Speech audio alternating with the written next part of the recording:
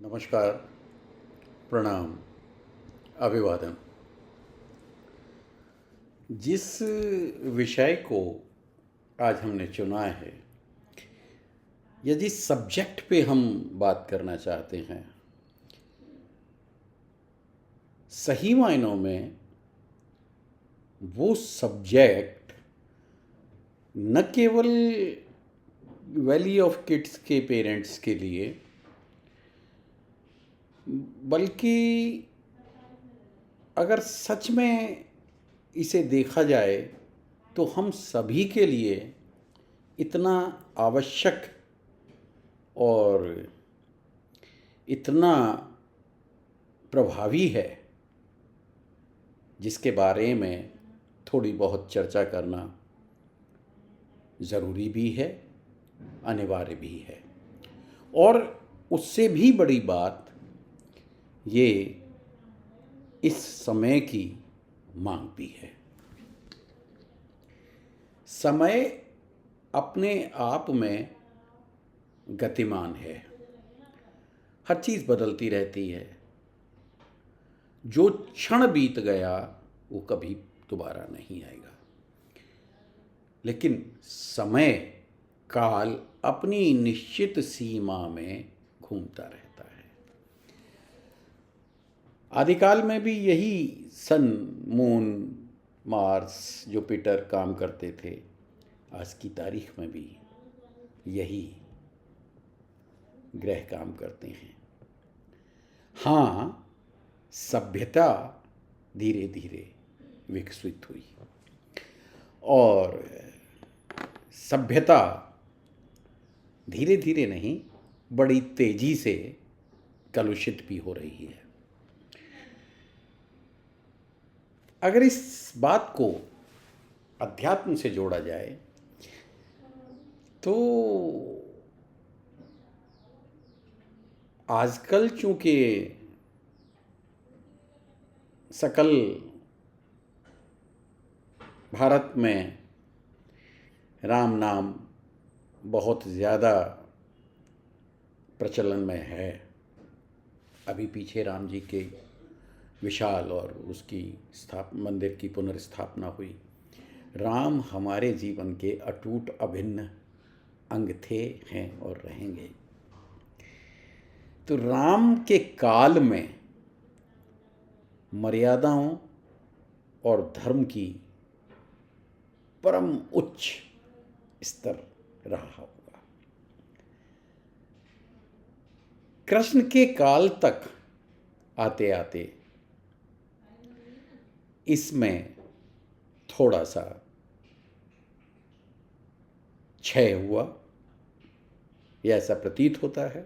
लेकिन कोई भी तत्व कभी खत्म नहीं होता, और वर्तमान युग जो अब कलयुग चल रहा है, इसमें तमस, वासना, इच्छाएं और अनंत रूप से मन को संतापित करने के साधन व्याप्त है। तो आज का युग बहुत तेजी से कलुषित भी हो रहा है, ये बात अपनी जगह सत्य है। अब इस कलुषित होते हुए समय में अपनी धरोहर को और अपने स्तर को और अपने भविष्य को कैसे सजाया जाए, संवारा जाए, सुधारा जाए, इसकी एक सारगर्भित चर्चा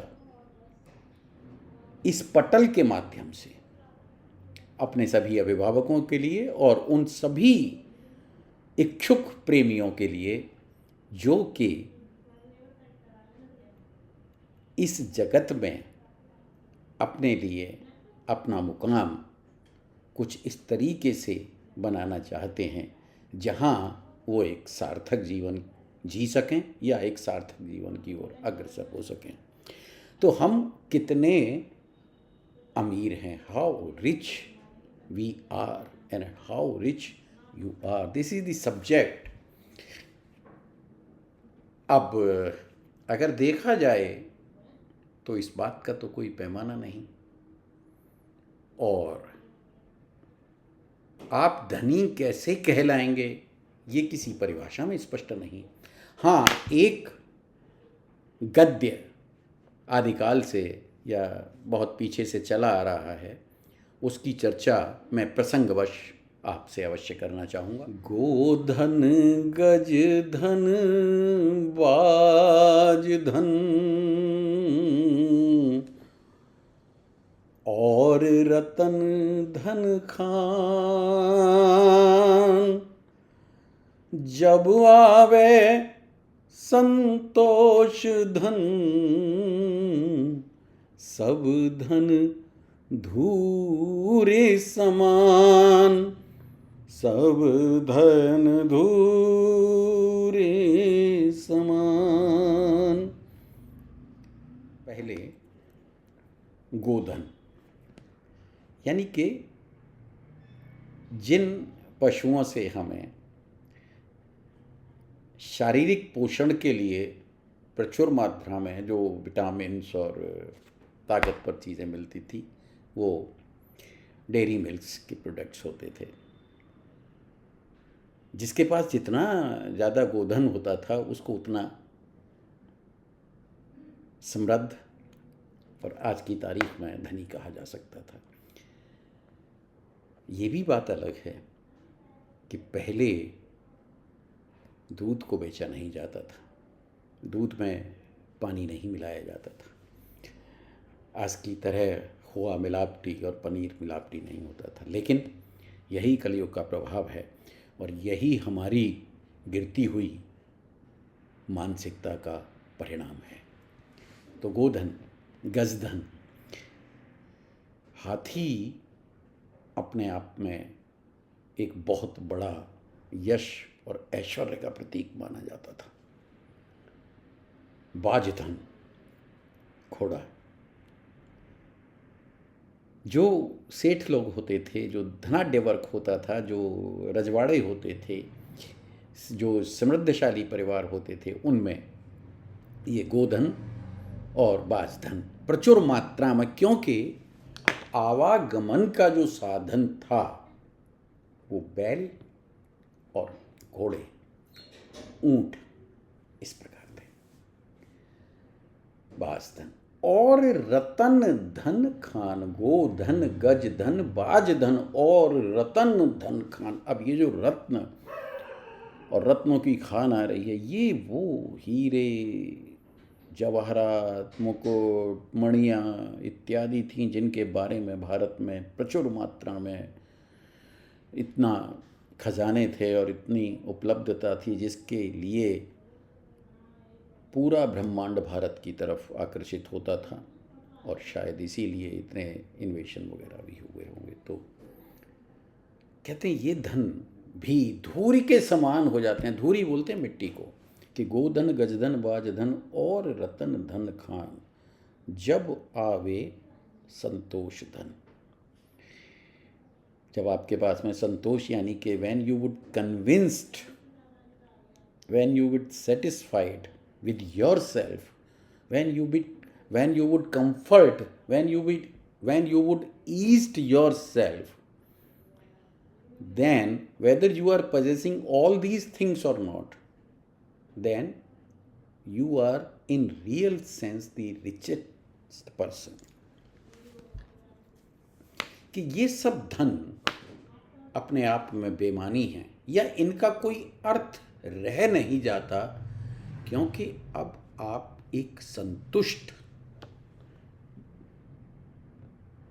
अब आपके अंदर एक संतुष्टता का भाव जन्म ले चुका है। तो इन धनों की उपयोगिता निश्चित रूप से कीमत के रूप में कम नहीं हुई, लेकिन आपके लिए इनकी उपयोगिता उतनी शून्य तो नहीं, लेकिन हाँ नगण्य हो गई, क्योंकि आपको संतोष है, आप उस रेस से बाहर हो गए।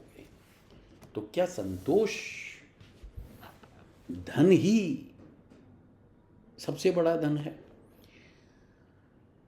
कलयुग में 99% लोग कहेंगे ऐसा नहीं हो सकता। कुछ हद तक नहीं, बहुत हद तक ये बात सत्य भी है। Once you have convinced with your life, तो आपकी लाइफ में जो एक एनर्जी और एक जो उत्साह होता है वो थोड़ा सा तो कम होता है। ये दूसरी बात है कि हम उसका प्रयोग कैसे करते हैं। तो इन धनों की उपयोगिता अपने आप में कुछ नहीं, अगर हमें संतुष्ट हैं तो, और हमारे पास संतोष का धन है, और संतोष का धन है तो फिर अमीरी कैसे हो, इसकी चर्चा इस पटल के माध्यम से अगले वीडियोस में निश्चित रूप से मैं करूँगा। तब तक के लिए मैं आपको इशारतन एक बात बताता हूँ कि आज धन के स्वरूप बदल रहे हैं और धन धीरे धीरे हमारे पास में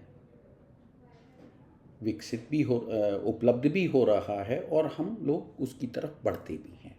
कुछ एक उदाहरणों को छोड़ दिया जाए, लेकिन यह भी सच है कि जैसे जैसे इस धन का संग्रह या जैसे जैसे इस धन का संचय हो रहा है, उतना ही हम कहीं ना कहीं परेशान भी हो रहे हैं। तो क्या ये संग्रह हमें धनी बना रहा है या उस संतोष में भी विघ्न उत्पन्न कर रहा है, जहाँ के इस धन की प्रासंगिकता लगभग शून्य हो जाती है? इसी विषय की चर्चा अगले वीडियोस पे आपके मन में इससे उत्पन्न कोई प्रश्न या कोई विचार हो तो अवश्य आप अपने संदेश के द्वारा जितना